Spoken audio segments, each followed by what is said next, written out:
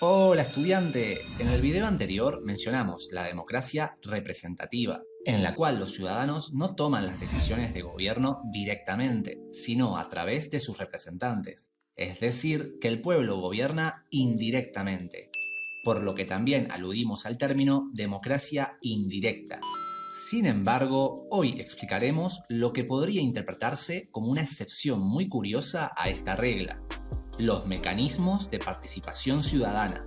¿Estás listo?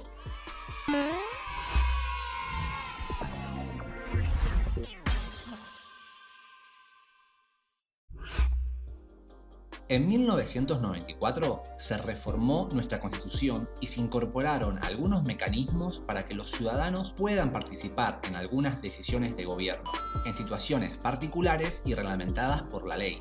Por lo que hoy en día, si bien nuestra democracia es representativa o indirecta, existen algunas circunstancias en las cuales los ciudadanos pueden participar directamente en las decisiones de gobierno, por lo que también se habla de una democracia semidirecta. El primer mecanismo de participación ciudadana es la iniciativa popular, que consiste en el derecho de los ciudadanos a proponer nuevas leyes, reformarlas o derogar algunas ya existentes. Para ello, los ciudadanos deben redactar un proyecto de ley, es decir, un escrito que debe cumplir con una serie de pautas y condiciones, como por ejemplo, explicar claramente qué situación de la realidad social se pretende resolver o mejorar con la propuesta, investigar los antecedentes legales existentes al tema propuesto, identificar dónde se va a aplicar esta ley, a qué sector de la población, y por último, si es factible o no de ser aplicada. Para ello hay que evaluar costos, beneficios, que sea compatible con el resto de nuestras leyes y que no vulnere los derechos de las personas. Además, hay que asegurarse de que esta propuesta cuente con el apoyo de una parte significativa de la ciudadanía.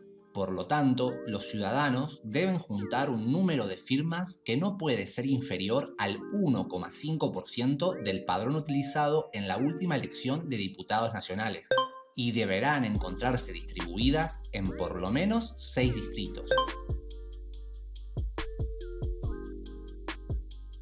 Los pliegos de firmas que acompañan el proyecto deberán contener los siguientes datos de cada firmante: aclaración del nombre y apellido, tipo y número de documento y domicilio que figura en el padrón electoral.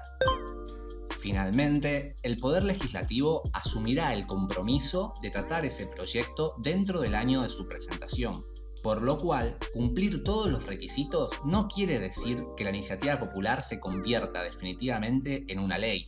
Es probable que así sea, pero el poder del Estado encargado de sancionar las leyes deberá revisar y tratar cada aspecto del mismo en el Congreso.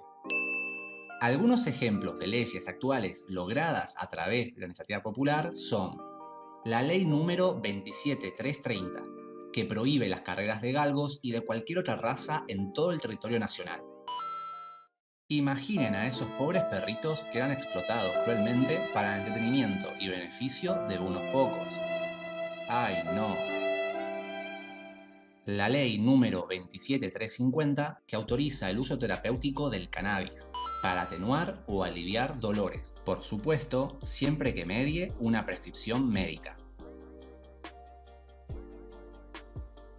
Y por último, la ley número 27610 o Ley de Interrupción Legal del Embarazo, IVE, que si bien fue presentada por el Poder Ejecutivo, años atrás fue un proyecto de ley pensado y redactado por la Campaña Nacional por el Derecho al Aborto Legal, Seguro y Gratuito, un grupo de mujeres que luchó arduamente por esta causa.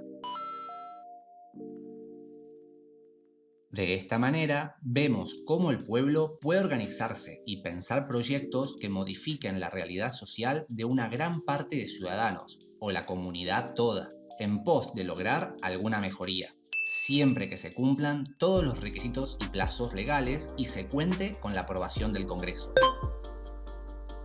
Ahora bien, existen algunos temas que no pueden tratarse por el pueblo en proyectos de ley.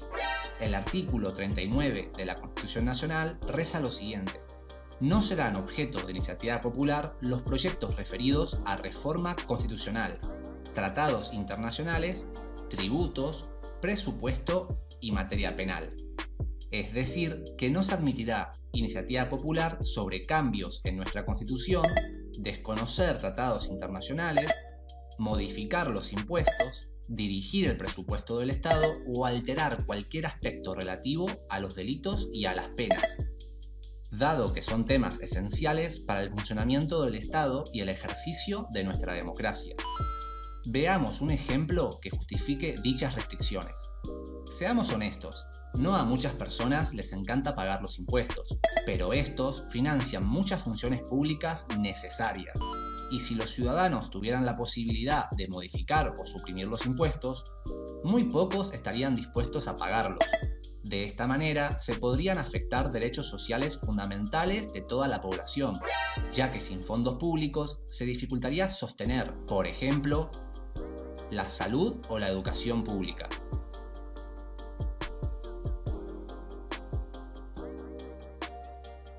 El segundo mecanismo de participación ciudadana es la consulta popular, a través del cual se consulta a la ciudadanía mediante el sufragio para que ésta apruebe o rechace un acto de gobierno que en general es de carácter legislativo. Es decir, que el Estado pide la opinión del pueblo para tomar una decisión importante. La convocatoria la realiza el Congreso Nacional, a iniciativa de la Cámara de Diputados, mediante una ley que no puede ser vetada por el presidente. No había pensado en eso. ¡No está mal! Si el resultado de la votación es vinculante y el voto es obligatorio, el Poder Legislativo estará obligado a obedecer la voluntad del pueblo en cuanto al acto de gobierno en cuestión. Sin embargo, la consulta popular puede ser no vinculante. En este caso, el gobierno no tiene la obligación de acatar el resultado, pero la ciudadanía tampoco estará obligada a votar.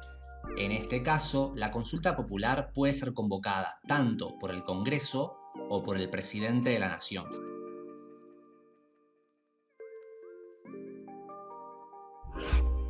Estudiante, llegó el momento de pensar sobre aquello que vimos en este video. ¿Podés explicar con tus palabras para qué crees que sirve la iniciativa popular? ¿O por qué pensás que ciertos temas no pueden tratarse por la ciudadanía en un proyecto de ley?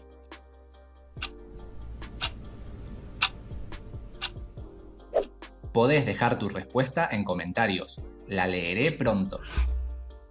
Espero que esta información te sea útil. Aprovecho para agradecer a toda la comunidad por sus comentarios tan alentadores. Si querés apoyarme para poder seguir creando contenidos como este, suscríbete al canal, dale un me gusta al video, coméntalo y compártelo para que llegue a más gente. ¡Hasta la próxima!